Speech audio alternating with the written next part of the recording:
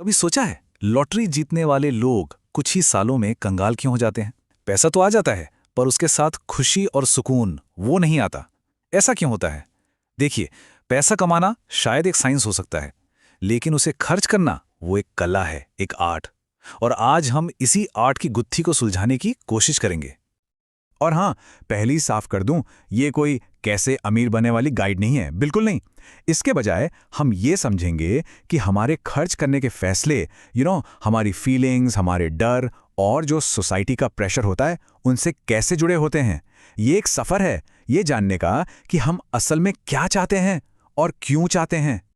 तो ये हमें आज के सबसे बड़े सवाल पर ले आता है। क्या एक बेहतर लाइफ का राज ज्यादा कमाने में नहीं, बल्कि सही तरीके से खर्च करने में है? सोचने वाली बात है। क्या हम सच में खुशी के लिए सही चीजों के पीछे भाग रहे हैं, या हम बस एक ऐसी रेस में दौड़ रहे हैं जिसकी फिनिश लाइन हमेशा हमेशा आगे खिसकती जाती है? चलिए बात करते हैं दी हैप्पीनेस ट्रैप की, एक ऐसे खतरनाक जाल की जिसमें हम में से कई लोग अनजाने में ही फंस जाते हैं। ये एक ऐसा इल्यूजन है जो हमें यकीन दिलाता है कि ज्यादा सामान मतलब ज्यादा खुशी। एक कहानी सुनाता हूं, एक आदमी की जिसने $21,000 यानी लगभग 17 लाख रुपए एक ऐसी आर्मचेयर पे खर्च कर दिए जो उसे ठीक से पसंद भी नहीं थी। जरा इस सीन को इमेजिन कीजिए, एक महंगा फर्नीचर शो और एक आदमी जिसने अभी अभी एक बेहद महंगी कुर्सी खरीदी है, पर उसकी आंखों में खुशी नहीं, चिंता है। हम सब ने कभी ना कभी वो प्रेशर फील किया है ना, कुछ ऐसा करने का प्रेशर जो हमें लगता है कि हमें करना चाहिए। और जब उससे पूछा गया तो उसने क्या कहा? उसने कहा, जब आपके पास पैसा होता है तो यही करना होता है।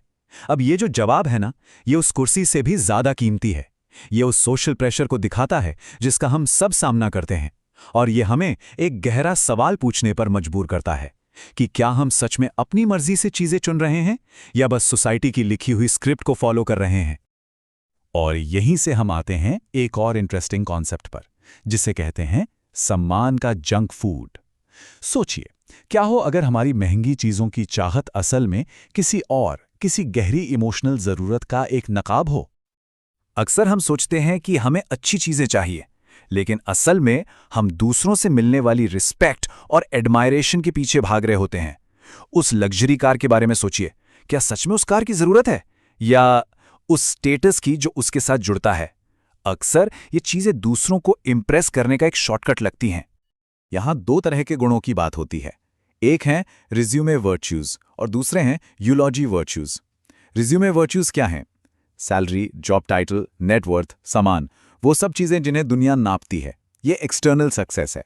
लेकिन यूलॉजी वर्च्यूज वो हैं जिनके लिए एक इंसान को याद रखा जाता है कि वो कितना प्यार करने वाला था, कितना हेल्पफुल था, कितना काइंड, कितना समझदार था। एक पल के लिए सोचिए, लोग किस चीज के लिए याद रखे जाना चाहेंगे? तो अटेंशन पाने के लिए खर्च करना बिल्कुल सम्मान के जंक फूड जैसा है। टेम्पटिंग है, फॉरन सेटिस्फैक्शन देता है, लेकिन लॉन्ग टर्म में नुकसान ही करता है। ये बिल्कुल एक शुगर रश की तरह है। उस पल में तो अच्छा लगता है, लेकिन आखिर में आपको खाली और अनसेटिस्फाइड ही महसूस होता है। ये असली रिस्पेक्ट नहीं है, ये बस उसकी एक सस्ती कॉपी है। अब मैं आपको ले चलता हूं एक ऐसी कहानी पर जो शायद आपकी सोच बदल दे। ये कहानी है दो नाविकों की, द सेलर्स चॉइस। दो लोग जिनकी चॉइसेस ने जिंदगी का एक सबसे बड़ा सबक सिखाया। साल था 1968। गोल्डन ग्लोब रेस ने दुनिया भर के सेलर्स को एक चैलेंज दिया, अकेले नॉन-स्टॉप पूरी दुनिया का चक्कर लगाना। ये कोई आम रेस नहीं थी, ये इंसानी हिम्मत और सहन शक्ति का अल्टीमेट टेस्ट था। जीतने वाले का नाम हमेशा के लिए इतिहास में दर्ज हो जाना था। दांव पर पैसा भी था और शोहरत भी। इस रेस में आते हैं डोनाल्ड क्रोहर्स्ट। एक अनुभवी नाविक नहीं थे। वो हारने के डर से इतना घबरा गए कि उन्होंने एक बहुत बड़ा धोखा किया। उन्होंने अपनी जर्नी के बारे में झूठ बोला ताकि उन्हें एडमायरेशन मिले और वो फेलियर की शर्म से बच सकें। उनकी पूरी मोटिवेशन बस इस एक चीज पर टिकी थी, लोग क्या कहेंगे। और फिर आते हैं बर्नार्ड मोइतेसियर, एक एक्सपर्ट सेलर जीतने की राह पर। वो जीत के बिल्कुल करीब थे, लेकिन तब उन्होंने कुछ ऐसा किया जिसकी किसी ने कल्पना भी नहीं की थी। उन्होंने रेस छोड़ दी और बस आगे बढ़ते गए, जीतने के लिए नहीं, बल्कि सिर्फ सेल करने के आनंद के लिए।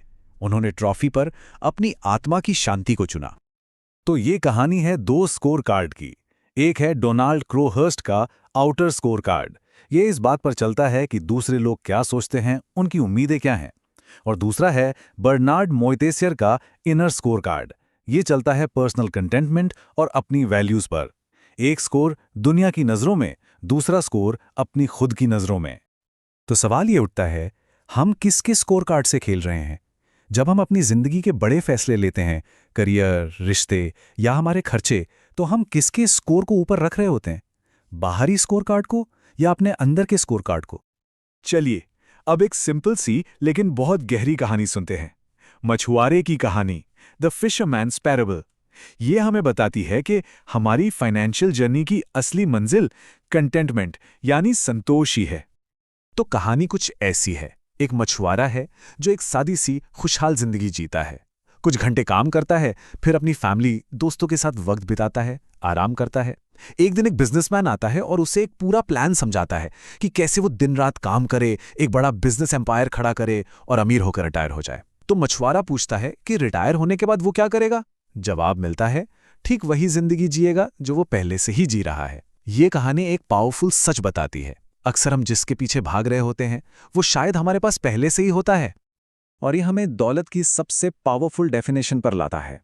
वेल्थ, दौलत बराबर है जो आपके पास है माइनस जो आप चाहते हैं। ये सिर्फ पैसा बढ़ाने के बारे में नहीं है, ये अपनी चाहतों को मैनेज करने के बारे में है। सोचिए, अगर आपको 1 करोड़ चाहिए और आपके पास 50 लाख हैं तो आपको कमी महसूस होगी। लेकिन अगर आपको सिर्फ 10 लाख चाहिए और आपके पास 20 लाख हैं तो आप वेल्दी हैं। असली खेल चाहतों को कंट्रोल करने का है। और अब आते हैं फाइनल पॉइंट पर, एक ऐसा आइडिया जो इस पूरी बातचीत को एक साथ जोड़ता है और हमें एक नया गोल देता है, अमीर बनना या दौलतमंद बनना। तो इन दोनों में फर्क क्या है?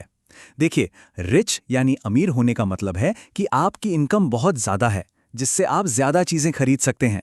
लेकिन वेल्दी यानी दौलतमंद होने का मतलब है अपने टाइम और अपनी लाइफ पर कंट्रोल और आज़ादी होना।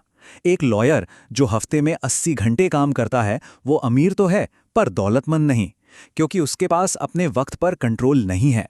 असली दौलत ये आज़ादी है कि सुबह उठकर आप ये डिसाइड कर सकें कि आज आपको क्या करना है। असली दौलत कंट्रोल है। और आखिर में वॉरेन बफे का ये कोट सब कुछ साफ कर देता है। आपने अपनी जिंदगी कैसे जी है, इसका आखिरी टेस्ट ये है कि जिन लोगों से आप प्यार चाहते हैं उनमें से कितने लोग सच में आपसे प्यार करते हैं। ये हमें याद दिलाता है कि पैसा सिर्फ एक जरिया है, मंजिल नहीं।